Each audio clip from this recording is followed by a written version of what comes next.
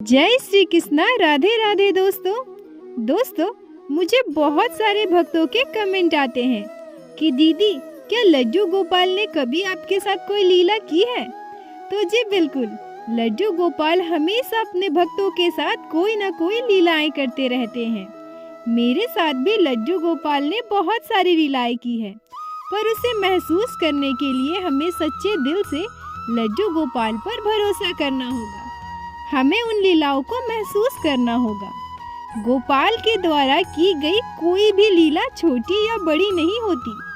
ठीक वैसे ही मेरे साथ लड्डू गोपाल ने जितनी भी लीलाएं की है, उनमें से एक जो मेरे दिल के बहुत करीब है, मैं वही आप लोगों के साथ आज शेयर करने वाली हूँ।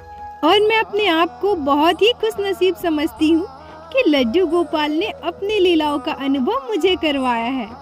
आशा करती हूँ प्रत्येक दिन की भांति आज की यह लीला कथा भी आप लोगों को बहुत अच्छी लगेगी और आपके दिल को स्पर्श करेगी। लड्डू गोपाल ने यह लीला हमारे साथ पिछले साल यानी 2022 नवंबर में की थी। हमारे यहाँ से तीर्थ स्थान दर्शन के लिए टूरिस्ट बस का अरेंज किया जाता है, तो उसी में हमारी पूरी फैमिली, मेरा भाई, मेरे मम्मी पापा और मैं मायापुर इस्कॉन टेम्पल दर्शन करने के लिए गए, जो कि पश्चिम बंगाल में स्थित है। दोस्तों, अभी आप लोग जो वीडियो में वीडियोस देख रहे हैं वही के हैं, मायापुर इस्कॉन टेम्पल के। हमारे साथ पड़ोस के एक भैया भाभी और उनका एक 5 साल का बेटा भी गया था। बस में लगभग 60-65 लोग थे। वैसे हम लोग हर साल ही मायापुर इस्कॉन टेम्पल दर्शन के लिए जाते हैं। हम सभी रात के 9-10 बजे बस में बैठ गए और सुबह 5 बजते हम लोग मायापुर पहुंच गए। सुबह 5 बजे वहां पहुंचने के बाद हम लोगों ने वहां लॉज में एक कमरा बुक किया। वहां पर अपना बैग वगैरह रखकर हम सभी गंगा डुबकी लगाने के लिए चले गए। वहां से आने के बाद हम लोग इस्कॉन टेम्पल गए। वहां अच्छे से दर्शन हो गया। दोस्तों, इस्कॉन टेम्पल में सुबह और शाम को बहुत ही भव्य आरती होती है। फिर हम लोगों ने डिसाइड किया कि हम लोग शाम की आरती वहाँ पे दर्शन करेंगे। आरती के साथ साथ शाम में और भी बहुत तरह के प्रोग्राम होते हैं वहाँ पे, तो हम लोग शाम को वो सब देखेंगे। इस्कॉन टेम्पल के पास वहाँ टोटो गाड़ी चलती है, तो हम लोग वहाँ से टोटो बुक किए और आसपास के मंदिर चले गए दर्शन करने के लिए। सारे मंदिरों में दर्शन करते करते हम लोग जगन्नाथ देव जी और सच्ची माता के मंदिर पहुँचे, जो अभी आप लोग इस वीडियो में देख रहे हैं, जिसमें सच्ची माता निमाई देव को अपना स्तनपान करवा रही है और साथ में जगन्नाथ देव जी हैं। दोस्तों, इस मंदिर का महत्व यह है कि यहाँ जो भी दर्शन के लिए भक्त जाते हैं, वह अपनी स्वेच्छा से निमाई के दूध के लिए पैसे डोनेट करते हैं। आप अपनी स्वेच्छा से जितना मर्जी उतना दे सकते हैं। हम लोग भी वहाँ पहुँचे, अच्छे से दर्शन हुआ। वहाँ उसी मंदिर के अंदर तुलसी की मालाएं बिक रही थी, जो हम लोग घर से ही सोच कर गए थे कि इस बार मायापुर से अपने लड्डू गोपाल के लिए तुलसी की माला लेकर आएंगे। वहाँ सच्ची माता के मंदिर में मेरी मम्मी पापा से बोलती है कि हम लोग लड्डू गोपाल के लिए माला यहीं से ले लेते हैं। हम सभी दुकान पर जाते हैं और तुलसी की माला के साथ साथ वहाँ पे प्रसाद भी बिक रहे थे, जो पैकेट में आते हैं, खाजा वगैरह बहुत सारी चीज़ें भी बिक रही थी और भी बहुत तरह की मालाएं, ब्रेसलेट और बहुत सारी चीज़ें थी। मैंने एक तुलसी की माला पसंद की, जो काफ़ी बड़ी थी। उसको अगर मैं अपने गोपाल को पहनाऊं तो 5 राउंड आराम से हो जाएंगे। तो मैं अपने मम्मी से बोलती हूँ कि ये माला हम लोग ले लेते हैं अपने गोपाल के लिए। मेरी मम्मी कहती है कि हाँ ठीक है, ये सही रहेगा। तभी मेरे पापा कहते हैं कि नहीं, ये काफी बड़ा है, हमारे गोपाल के लिए ये काफी बड़ा हो जाएगा, हम थोड़ी छोटी माला लेते हैं। ऐसा कहकर पापा ने एक छोटी सी तुलसी की माला ले ली। पर सच कहूँ तो दोस्तों, मेरे और मेरे मम्मी के मन में तो वो बड़ी वाली तुलसी की माला ही थी। फिर हमने कुछ भी नहीं कहा, हम लोग छोटा सा तुलसी का माला वहाँ से लेते हैं और उसे पैसे देकर वहाँ से आ जाते हैं। उसके बाद हम लोग आसपास के और भी सारे मंदिर में जाते हैं और दर्शन करते हैं। हमारा दर्शन अच्छे से हो गया था। फिर हम लोग वापस इस्कॉन टेम्पल आते हैं वहाँ दोपहर का जो प्रसाद खाने के लिए हम लोग टोकन कटवाते हैं, फिर इस्कॉन टेम्पल में ही प्रसाद ग्रहण करते हैं। तब तक दोपहर के 1-1:30 तो बज ही चुके थे। हम लोग वापस अपने रूम में आते हैं, थोड़ा फ्रेश होते हैं, फिर नगरद्वीप जाते हैं दर्शन करने के लिए, जहाँ पर गौरांगो महाप्रभु के बहुत सारे मंदिर हैं, जहाँ पे उन्होंने बहुत सारी लीलाएं की हैं। वहाँ भी दर्शन करते हैं। उसके बाद वहाँ से वापस आकर हम सभी शाम को इस्कॉन टेम्पल महाआरती देखने जाते हैं। महाआरती देखने के बाद वहीं मंदिर के प्रांगण में ही प्रसाद की बिक्री होती है। हम लोग वहाँ से प्रसाद लेते हैं और वहाँ मायापुर में दोनों तरफ आप लोगों को दुकानें मिलेंगी, जिसमें कपड़े, मिठाई, खाजा, बहुत सारी चीजें मिलती है। तो हम लोग उसी मार्केट से खाजा खरीदते हैं, क्योंकि घर आने के बाद सभी लोगों को प्रसाद भी देने होते हैं। मेरे पापा कहते हैं कि प्रसाद रखने के लिए एक अलग से झोला खरीद लो, उसमें सारे प्रसाद रख लेना उसी बैग में। तो हम लोग वहाँ से 2 झोला खरीदते हैं, जो जिसमें जिप लगी होती है, वो वाले 2 झोला खरीदते हैं और उसमें सारे प्रसाद को रख देते हैं।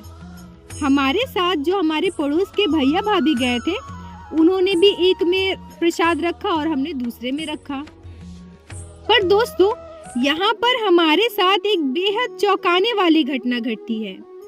सारी खरीदारी करने के बाद हम लोग अपने रूम में वापस आते हैं, सारे सामान को अच्छे से समेट कर बैग में डालते हैं, क्योंकि उसी रात 10 बजे हमें वहाँ से निकलना भी था।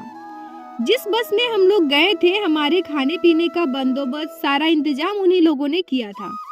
रात के 8 साढ़े 8 बज चुके थे, तो बस वाले अंकल आते हैं और कहते हैं कि आप सभी जल्दी जल्दी खाना खत्म कीजिए, फिर हमें यहाँ से निकलना भी है। तो खाना खाने के बाद जब हम वहाँ खड़े थे, तभी हमारे साथ जो भैया भाभी गए थे, उनका 5 साल का लड़का, जिनका नाम जॉयदीप है, वह हमें बिल्डिंग के 2nd फ्लोर जहाँ पर हमारा रूम था, वहाँ से आवाज लगाता है। मैं नीचे से उससे पूछती हूँ कि बाबू क्या हुआ? तो वो कहता है कि आपका ये सामान है, मैं यहाँ से फेंकूं, आप ले लोगी? तो मैं उसको बोलती हूँ कि नहीं, रुको रुको, मैं अभी आती हूँ। मैं जब उसके पास गई तो वो मुझे एक छोटा सा प्लास्टिक कैरी बैग मेरे हाथ में देता है। मैं बोली कि यह क्या है? तो मुझसे कहता है कि यह आपके गोपाल के लिए माला है। तो मैं यह सोची कि जो सुबह को हमने तुलसी की माला खरीदी थी, हो सकता है कि उनके बैग में चला गया हो। तो क्योंकि सुबह से तो वो सभी हमारे साथ ही घूम रहे थे, तो शायद उनके बैग में चला गया होगा। तो मैं भी उसे लेके अपने पर्स में डाल लेती हूँ। हम सभी रात के 10 बजे वहाँ से निकलते हैं और सुबह 5 बजते बजते घर पहुँच जाते हैं। दोस्तों, एक बात मैं आप लोगों को बोलना चाहूँगी कि जब हम लोग कहीं बाहर घूमने जाते हैं, तो हमारे घर में जो छोटे बच्चे होते हैं, हम हमेशा उनके लिए कुछ न कुछ खिलौने, कोई भी चीज़ जो हमें अच्छी लगती है, हम उनके लिए खरीदते हैं। बिल्कुल ठीक उसी तरह से हमारे फैमिली से जब भी कोई बाहर घूमने जाता है, तो हम लोग बस लड्डू गोपाल के लिए ही शॉपिंग करना ज़्यादा पसंद करते हैं। ठीक उसी तरह से मायापुर से हमने लड्डू गोपाल के लिए बहुत सारी चीज़ें शॉपिंग की थी। घर आने के बाद मेरी मम्मी मुझसे कहती है कि आज लड्डू गोपाल को सब कुछ नया पहनाओ। जो सारी चीजें हम लोग लड्डू गोपाल के लिए मायापुर से लेके आए हैं, गोपाल को वो सारी पोशाक, ज्वेलरी, सब कुछ नया नया पहना के श्रृंगार करवा दो। मैं भी लड्डू गोपाल को अच्छे से स्नान करवाती हूँ और उन्हें नए पोशाक पहनाती हूँ, उनका अच्छे से श्रृंगार करती हूँ। तभी मुझे अचानक से याद आ जाता है कि अरे, जो तुलसी की माला हमने कल खरीदी थी सची माता के मंदिर से, वो भी लड्डू गोपाल को पहना देते हैं। यही सोचकर मैं अपने पर्स से तुलसी की माला निकालती हूँ। पर दोस्तों, वो तुलसी की माला देखकर मैं बहुत चौंक जाती हूँ, क्योंकि हमने जो तुलसी की माला खरीदी थी वो तो बिल्कुल छोटी थी। अगर हम उस माला को अपने गोपाल को पहनाते तो वो बस 2 राउंड ही होती, पर यहाँ मेरे पास जो तुलसी की माला निकली है वो इतनी बड़ी है कि अगर मैं चाहूँ तो गोपाल को 5 राउंड करके भी पहना सकती हूँ आराम से। मैं मन ही मन सोचने लगती हूँ कि हो सकता है मम्मी पापा बाद में इस माला को खरीदे होंगे। तभी मैं मन ही मन सोचने लगती हूँ कि मैं तो हमेशा उनके साथ थी, तो मम्मी पापा ने कब खरीदा।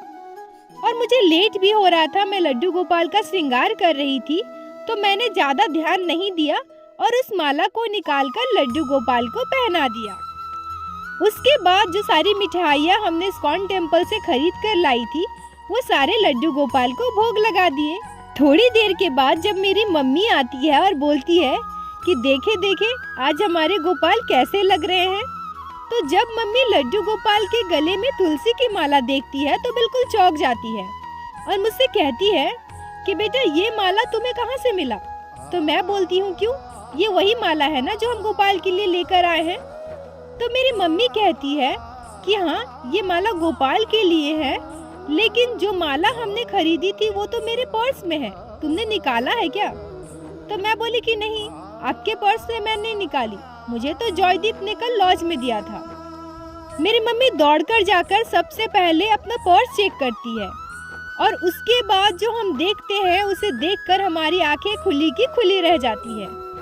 दोस्तों, हमने जो तुलसी की माला लड्डू गोपाल के लिए खरीदी थी वो थोड़ी छोटी थी और वो मेरे मम्मी के पर्स में ही है। अब मैं और मेरी मम्मी बहुत परेशान हो गए कि ये बड़ी तुलसी की माला जॉयदीप ने कहाँ से हमें दी, और मैंने तो गोपाल को वो पहना भी दी थी, और इस छोटे से बच्चे को ये कैसे पता कि लड्डू गोपाल को पहनाना है, और उसने मुझे ही ये माला क्यों दी और मुझे बोला कि ये आपके गोपाल की माला है। मैं अपनी मम्मी से कहती हूँ कि हो सकता है पापा ने या भाई ने किसी ने खरीदा हो, पर मन ही मन हम यह सोचते हैं कि हम सभी तो साथ थे, उन्होंने अगर खरीदा तो कब खरीदा। कुछ देर के बाद जब मेरे पापा और मेरे भाई घर वापस आते हैं तो हम उनसे पूछते हैं कि आप दोनों में से किसी ने लड्डू गोपाल के लिए या तुलसी की माला खरीदी है क्या। तो पापा कहते हैं कि हाँ हमने खरीदी थी ना वो सची माता के मंदिर में तुलसी की माला, पर ये इतनी बड़ी कैसे हो गई, हमने तो छोटी वाली खरीदी थी ना। अब हम सभी और परेशान हो जाते हैं कि ये तुलसी की माला जो छोटी वाली हमने खरीदी थी वो तो मम्मी के पर्स में पहले से है, तो ये जॉयदीप ने हमें ये तुलसी की माला कहाँ से लेकर दी। उसके बाद हमने सोचा कि शायद जॉयदीप के मम्मी पापा ने गोपाल के लिए यह माला खरीदी हो। फिर शाम को जब उनकी मम्मी से हमने पूछा तो वो कहती है कि नहीं, हमने कोई माला नहीं खरीदी। यह सुनकर हम सभी आश्चर्य हो जाते हैं। फिर हमने यह बात जब जॉयदीप से पूछा कि बाबू तुम्हें यह माला किसने दी, तुम्हें कहाँ से मिली, तो वो बच्चा कभी एक जैसा जवाब हमें देता ही नहीं है।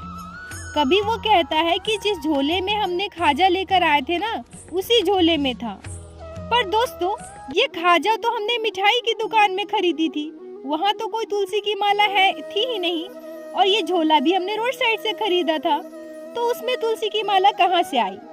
कभी वो कहता है, मुझसे कहता है कि आपने ही ये माला मुझे दी है, अब मैंने उसे माला कब दे दी। फिर वो कभी कहता है कि मेरे जेब में था, मैंने जेब में देखा तो गोपाल के लिए ये माला थी, तभी मैंने निकाल के आपको दे दिया। दोस्तों, यह बात हमें आज तक समझ नहीं आई कि छोटे से बच्चे के हाथ किसने हमारे गोपाल के लिए तुलसी की माला भेजी है। कभी वह बच्चा बताता है कि झोले में था, कभी बताता है कि मैंने उसे दिया, तो कभी बताता है उसके जेब में था। पर जो भी हो दोस्तों, इस घटना के बाद हमें एक बात समझ में तो आ गई कि गोपाल को भी शायद उसी बड़ी तुलसी की माला को पहनने का मन रहा होगा, तभी गोपाल ने खुद से यह माला जॉयदीप के हाथों मुझे दिलवाई, या फिर हमारी सची माता जो कि निमाई की माता जी है, उनके मंदिर में ही तुलसी की माला हम लोग खरीद रहे थे, तो शायद उन्होंने ही हमारे गोपाल के लिए तुलसी की माला भेजी हो। दोस्तों, गोपाल की यह लीला हमारे दिल के बहुत करीब है और हम यह तुलसी की माला बहुत ही संभाल कर रखते हैं। हमें ऐसा लगता है कि ये मेरे गोपाल के लिए सच्ची माता का दिया हुआ तोहफा है, जिसे हम कभी भी खोना नहीं चाहते, और हमेशा चाहे हम गोपाल को कितना भी श्रृंगार कराए, कितनी भी माला पहनाए, ये तुलसी की माला हमेशा अपने गोपाल के पास रखते हैं। बोलो बाके बिहारी लाल की जय, लड्डू गोपाल की जय, जय जय श्री राधे। दोस्तों, आप लोगों को आज की यह लीला कथा कैसी लगी? अगर आप लोगों को हमारे साथ घटी लड्डू गोपाल की यह प्यारी सी लीला कथा अच्छी लगी हो, आपके दिल को स्पर्श की हो, तो कृपया वीडियो को लाइक करके अपने दोस्तों के साथ ज्यादा से ज्यादा शेयर करें, जिससे बाकी भक्त भी लड्डू गोपाल की इस अद्भुत लीला कथा को श्रवण कर सके। और हमारे चैनल को सब्सक्राइब करें, जिससे प्रतिदिन आप लोग हमारे चैनल पे श्री बांके बिहारी श्री लड्डू गोपाल की लीला कथाएं सुन सके। दोस्तों, यदि आपके जीवन में भी घटी हो कोई भी चमत्कारी घटना या लड्डू गोपाल ने कभी भी की हो कोई भी लीला जिसे आप हम सभी के साथ शेयर करना चाहती हैं, तो कृपया हमें इंस्टाग्राम पे मैसेज करें। हम आपसे कांटेक्ट करेंगे और आपकी उस लीला कथा को हमारे चैनल पे बाकी सारे भक्तों के साथ शेयर अवश्य करेंगे। लड्डू गोपाल की कृपा आप पे और आपके पूरे परिवार पे बनी रहे। राधे राधे दोस्तों।